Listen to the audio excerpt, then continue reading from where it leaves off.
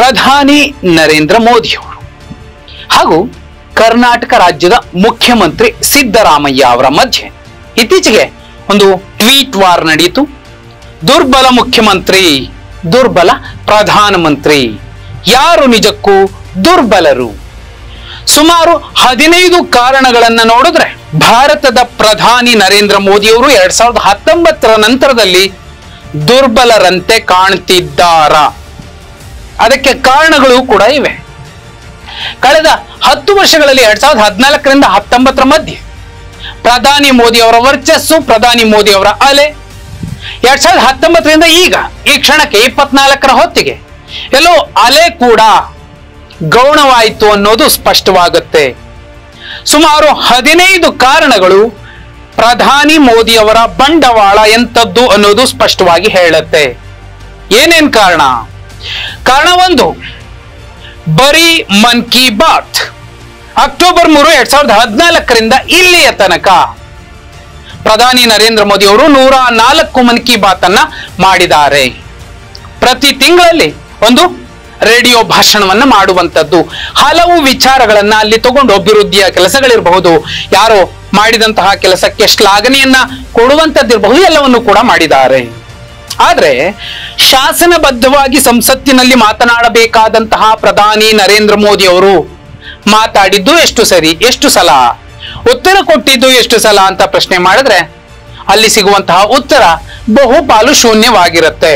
ಇನ್ನು ಕಳೆದ 10 ವರ್ಷಗಳಲ್ಲಿ ಪ್ರಜಾಪ್ರಭುತ್ವದ ಬಹುದೊಡ್ಡ ದೇಶದಲ್ಲಿ ಒಂದಾದಂತಹ ಭಾರತದಲ್ಲಿ ಪ್ರಜಾಪ್ರಭುತ್ವದ 4ನೇ ಅಂಗ ಮಾಧ್ಯಮಗಳ ಎದುರಲ್ಲಿ ಮೋದಿ ಅವರು ಎಷ್ಟು ಸಲ ಮಾತಾಡಿದ್ದಾರೆ?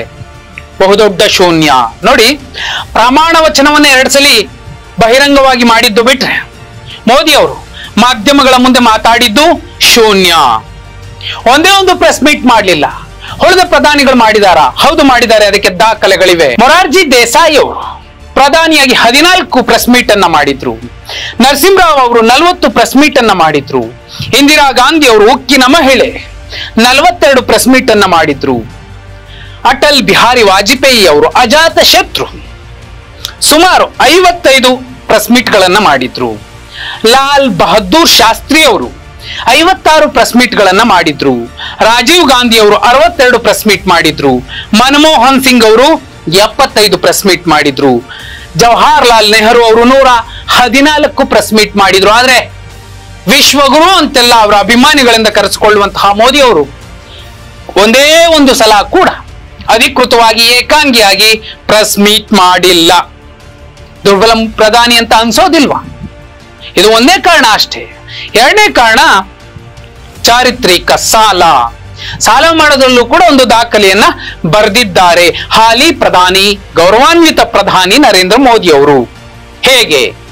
ಆಗಸ್ಟ್ 15ರಿಂದ 1947, ಆಗಸ್ಟ್ 15ರಿಂದ ಮೇ 26, 2014ರ ತನಕ, ಅಂದ್ರೆ ಸುಮಾರು 67 ವರ್ಷಗಳಲ್ಲಿ 13 ಪ್ರಧಾನಮಂತ್ರಿಗಳು ಮಾಡಿದಂತಹ ಸಾಲ 55.87 ಲಕ್ಷ ಕೋಟಿ ರೂಪಾಯಿ. 67 ವರ್ಷದಲ್ಲಿ ಮಾಡಿರೋದು 55.87 ಲಕ್ಷ ಕೋಟಿ ರೂಪಾಯಿ. ಅರೆ, ಪ್ರಧಾನಿ ನರೇಂದ್ರ ಮೋದಿ ಅವರು ಕಳೆದ 10 ವರ್ಷಗಳಲ್ಲಿ ಮಾಡಿರುವಂತಹ ಸಾಲ 187.35 ಲಕ್ಷ ಕೋಟಿ ರೂಪಾಯಿ. ಮೋದಿ ಅವರು ಬರೋಕ್ಕಿಂತ ಮುಂಚೆ ದೇಶದ ಪ್ರತಿಯೊಬ್ಬ ಪ್ರಜೆಯ ಮೇಲೆ 43,124 ರೂಪಾಯಿ ಸಾಲ ಇತ್ತು. ಈಗ ಪ್ರತಿಯೊಬ್ಬ ಪ್ರಜೆಯ ಮೇಲೆ ಮೋದಿ ಅವರು ತಂದಂತಹ ಸಾಲ 1.26 ಲಕ್ಷ ಕೋಟಿ ರೂಪಾಯಿ. ಹೆಚ್ಚುವರಿ ಸಾಲದಿಂದ ದೇಶದ ಬಡ ಜನಕ್ಕೆ ಏನಾದ್ರೂ ಲಾಭ ಆಗಿದೆಯಾ?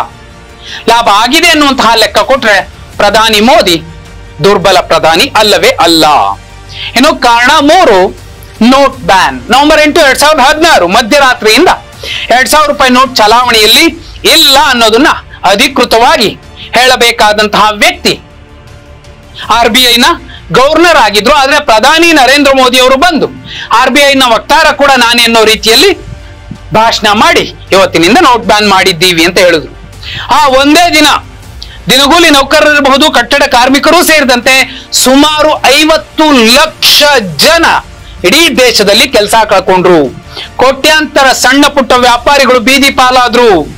ಗುಡಿ ಕೈಗಾರಿಕೆ ಮತ್ತು ಸಣ್ಣ ಉದ್ದಿಮೆದಾರರು ಸಂಕಷ್ಟ ಅನುಭವಿಸಿದ್ರು. ಕಪ್ಪು ಹಣದ ಅಟ್ಟಹಾಸಕ್ಕೆ ಮಟ್ಟ ಹಾಕ್ತೀವಿ ಅಂತ ಹೇಳಿದಂತಹ ಮೋದಿ ಅವರು ನೋಟ್ ಬ್ಯಾನ್ ಮಾಡೋ ಮೂಲಕ ಅರ್ಥ ವ್ಯವಸ್ಥೆಯನ್ನ ಹಳ್ಳ ಹಿಡಿಸಿದ್ರು. ಇದೇ ಮಾತನ್ನ ಈಗ ಅರ್ಥಶಾಸ್ತ್ರಜ್ಞರು ಸ್ಪಷ್ಟವಾಗಿ ಹೇಳ್ತಿದ್ದಾರೆ. ಇದು ಬೇಡ, ಬೆಳಗಾವಿಯಲ್ಲಿ ನಿಂತ್ಕೊಂಡು ಹೇಳ್ತಾರೆ 50 ದಿನ ಟೈಮ್ ಕೊಡಿ, ಆಮೇಲೆ ಎಲ್ಲ ಸರಿ ಹೋಗ್ತಿದ್ರೆ ನನ್ನನ್ನು ಜೀವಂತವಾಗಿ ಸುಟ್ಟು ಬಿಡಿ, ಯಾವ ಶಿಕ್ಷೆ ಕೊಟ್ಟರು ಅನುಭವಿಸ್ತೀನಿ ಅನ್ನುವಂತಹ ಮಾತನ್ನ ಹೇಳಿದ್ರು.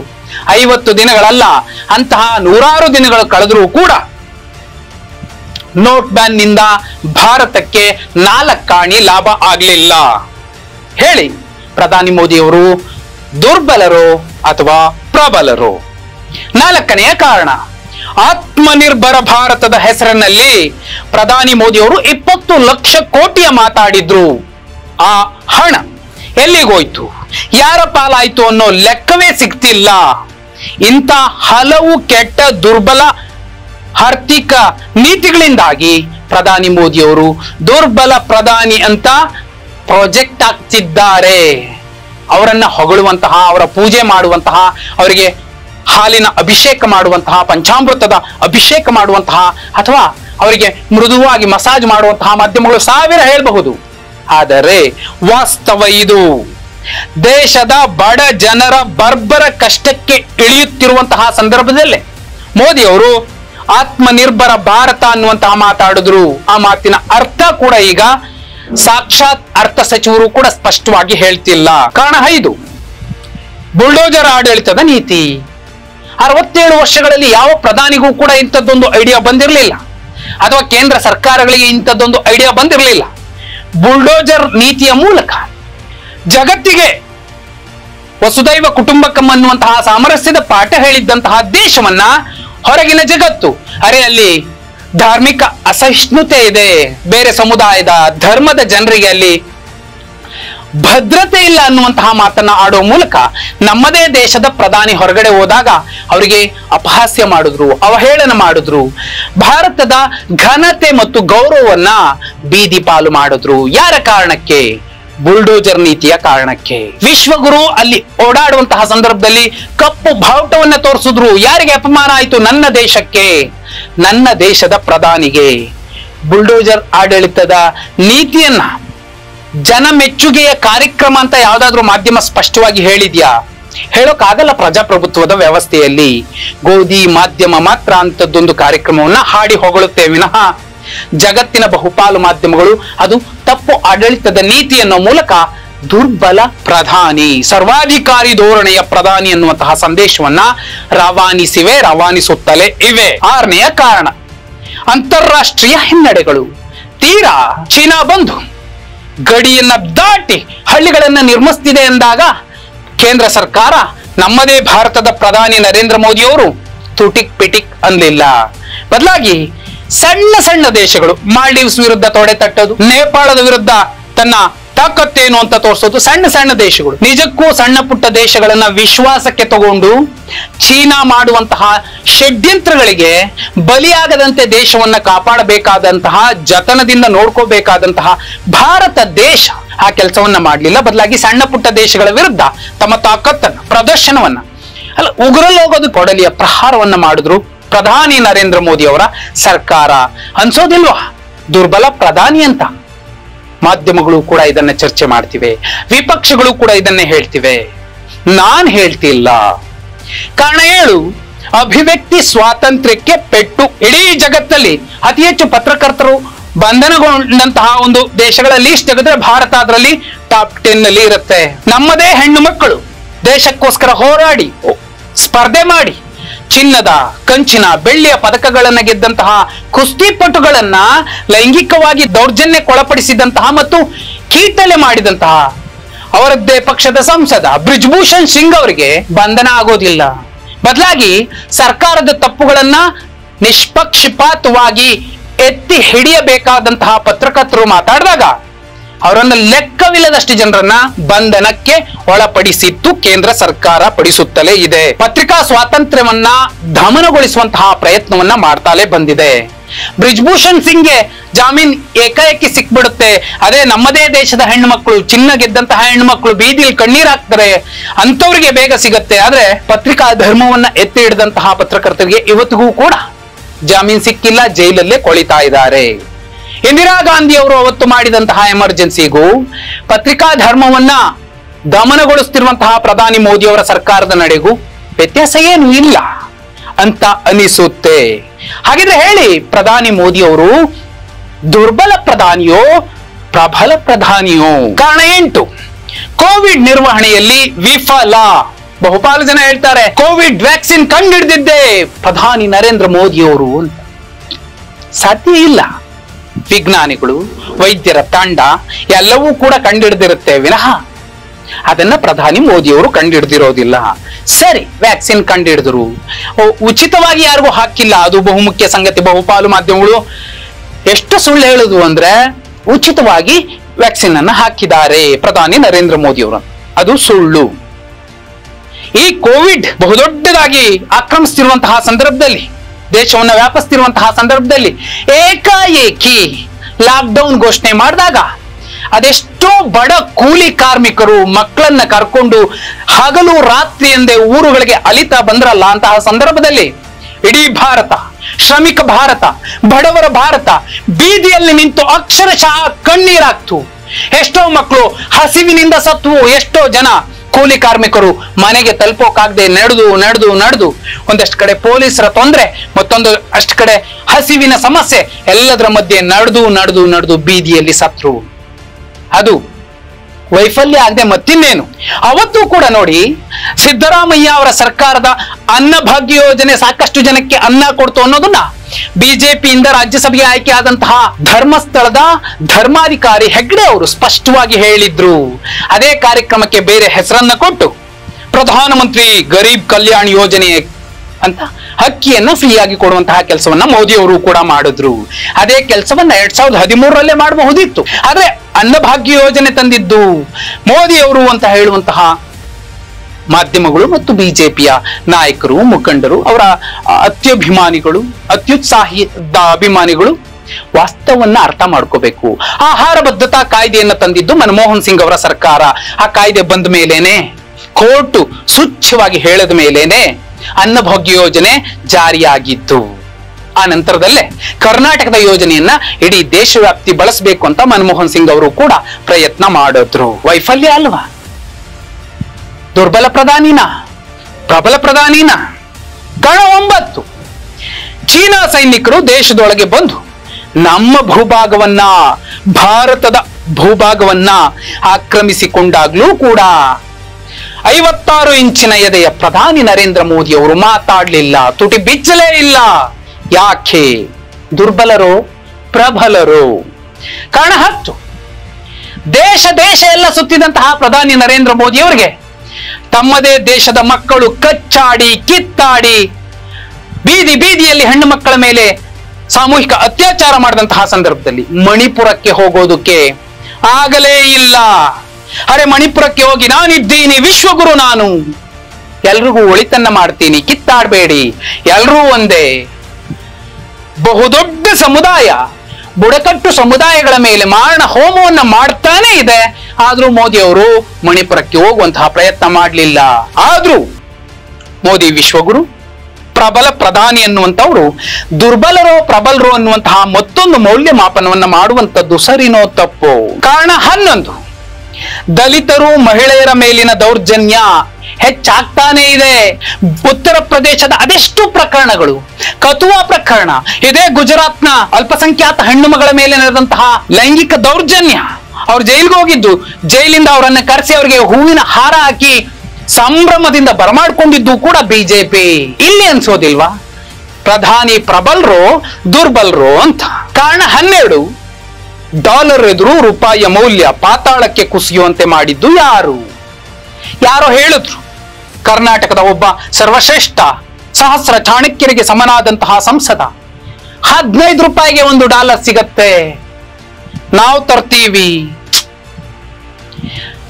ಎಲ್ಲಿಗೋ ಹೋಗಿ ಮುಟ್ಟಿದೆ ಇವತ್ತು 85-86 ರೂಪಾಯಿ ತನಕ. ಯಾಕೆ? ವಿಶ್ವಗುರು ಇದ್ದಾಗಲೂ ಕೂಡ ಡಾಲರ್ನ ಬೆಲೆ ಇಷ್ಟೆತ್ತಕ್ಕೆ ಏರಿದೆ, ರೂಪಾಯಿಯ ಬೆಲೆ ಪಾತಾಳಕ್ಕೆ ಕುಸಿತಿದೆ ಅಂದ್ರೆ ಪ್ರಧಾನಿ ದುರ್ಬಲರೋ ಪ್ರಬಲರು. ಕಾರಣ 13, ಬೆಲೆ ಏರಿಕೆ ನಿಯಂತ್ರಿಸಲಾಗದ, ಯುವಕರಿಗೆ ಉದ್ಯೋಗ ಸೃಷ್ಟಿಸಲಾಗದಂತಹ ವ್ಯವಸ್ಥೆ. ಕೋಟಿ ಕೋಟಿ ಉದ್ಯೋಗಗಳನ್ನು ಸೃಷ್ಟಿಸ್ತೀವಿ ಅಂತ ಪ್ರಣಾಳಿಕೆಯಲ್ಲಿ ಹೇಳಿದ್ರು, ಅದು ಸಾಧ್ಯವಾಗಲಿಲ್ಲ. ಬೆಲೆ ಏರಿಕೆ ಏರ್ತಾನೆ ಇದೆ.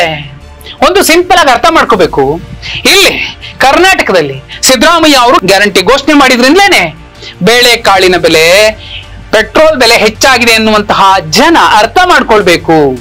ಬೆಲೆ ಏರಿಕೆ ಮಾಡುವಂತದ್ದು ರಾಜ್ಯ ಅಲ್ಲ, ಕೇವಲ ರಾಜ್ಯ ಅಲ್ಲ, ಕೇವಲ ರಾಜ್ಯ ಸರ್ಕಾರ ಅಲ್ಲ, ಕೇಂದ್ರ ಸರ್ಕಾರ ಬಹುಮುಖ್ಯ ಹೊಣೆಯನ್ನ ಹೊತ್ತಿರುತ್ತೆ.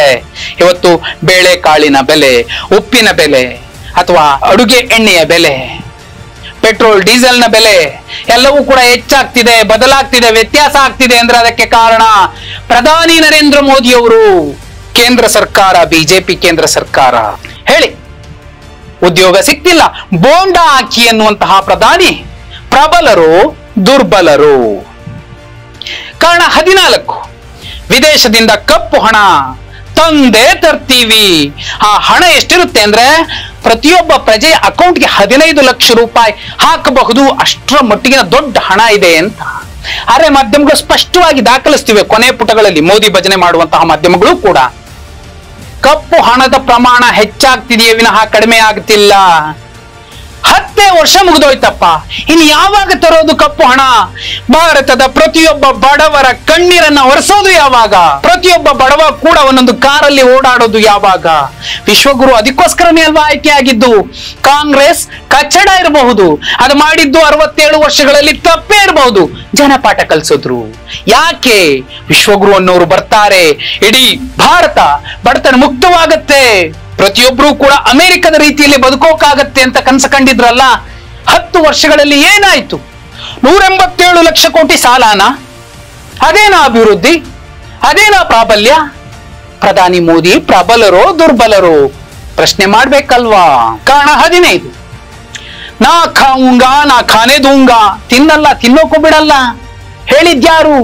ನನ್ನ ದೇಶದ ಗೌರವಾನ್ವಿತ ಪ್ರಧಾನಿ ನರೇಂದ್ರ ಮೋದಿ ಅವರು ಅಧಿಕೃತವಾಗಿ ಚುನಾವಣಾ ಬಾಂಡ್ಗಳನ್ನ ಮಾರೋ ಮೂಲಕ ಕಪ್ಪು ಹಣವನ್ನ ಲೀಗಲ್ ಆಗಿ ವೈಟ್ ಮನಿಯನ್ನಾಗಿ ಮಾಡಿದ್ದು, ಆ ಯಶಸ್ಸು ಕೂಡ ಪ್ರಧಾನಿ ನರೇಂದ್ರ ಮೋದಿ ಅವರಿಗೆ ಸಲ್ಲಬೇಕು. ಸುಮಾರು 15 ಕಾರಣಗಳನ್ನ ನಿಮ್ಗೆ ಕೊಟ್ಟೆ. ಇವತ್ತು ಸುಪ್ರೀಂ ಕೋರ್ಟ್ ಚುನಾವಣಾ ಬಾಂಡ್ಗಳ ಬಗ್ಗೆ ಏನ್ ಹೇಳ್ತಿದೆ ಅದು ಕೂಡ ಎಲ್ಲರ ಮುಂದೆ ಇದೆ. ಇಷ್ಟೆಲ್ಲ ನೋಡಿದ ಮೇಲೂ ಕೂಡ ಒಬ್ಬ ಶ್ರೀರಾಮ, ಮನೆಯಲ್ಲಿ ಎಲ್ಲರೂ ಪೂಜಿಸ್ತೀವಿ, ನಾನು ಪೂಜಿಸ್ತೀನಿ, ಒಬ್ಬ ಶ್ರೀರಾಮನ ಮೂಲಕ ಎಲ್ಲ ಕಷ್ಟಗಳಿಗೆ, ಎಲ್ಲ ಕಣ್ಣೀರಿಗೆ ಒಂದು ಮುಲಾಮು ಬಳಿಯುವಂತಹ ಕೆಲಸ ಮಾಡೋಕ್ಕಾಗತ್ತಾ? ಭೀಮ ಮುಖ್ಯ, ರಾಮ ಕೂಡ ಮುಖ್ಯ, ಆದ್ರೆ ಎಲ್ಲಕ್ಕೂ ಮುಂಚೆ ಪ್ರಜಾಪ್ರಭುತ್ವ ವ್ಯವಸ್ಥೆಯಲ್ಲಿ ಬಾಬಾ ಸಾಹೇಬ್ ಭೀಮ್ರಾವ್ ಅಂಬೇಡ್ಕರ್ ಅವರು ಮುಖ್ಯ. ಅವರನ್ನೂ ಕೂಡ ಬೇಡ, ಅವರ ಸಂವಿಧಾನವನ್ನೇ ಬದಲಿಸಿ ಬಿಸಾಕೋಕೆ ನಾವು ಬಂದಿರೋದು ಅಂತ ಹೇಳಿದ್ದು ಕೂಡ ಇವರದ್ದೇ ಸಂಪುಟದ ಕೇಂದ್ರ ಸಚಿವ ಅನಂತ ಕುಮಾರ ಹೆಗ್ಗಡೆ ಅವರು. ಇವೆಲ್ಲ ನೋಡಿದ ಮೇಲೆ ಇವರದ್ದೇ ಸಂಪುಟದ ಸದಸ್ಯರು ಹಲವಾರು ಹಗರಣಗಳಲ್ಲಿ, ರಾಸಲೀಲೆಯ ಹಗರಣಗಳಲ್ಲಿ ಸಿಲುಕಿ ನರಳಿ ನಲುಗುತ್ತಿರುವಂತಹ ಸಂದರ್ಭದಲ್ಲೂ ಕೂಡ ಮೋದಿ ಪ್ರಧಾನಿ ಪ್ರಬಲರು ಅಥವಾ ದುರ್ಬಲರು ಅನ್ನುವಂತಹ ಚರ್ಚೆ ಎತ್ತಿದ್ರೆ ಬಹುಪಾಲು ಜನ ಹೇಳುವಂತಹ ಸತ್ಯ ಏನಾಗಿರಬಹುದು?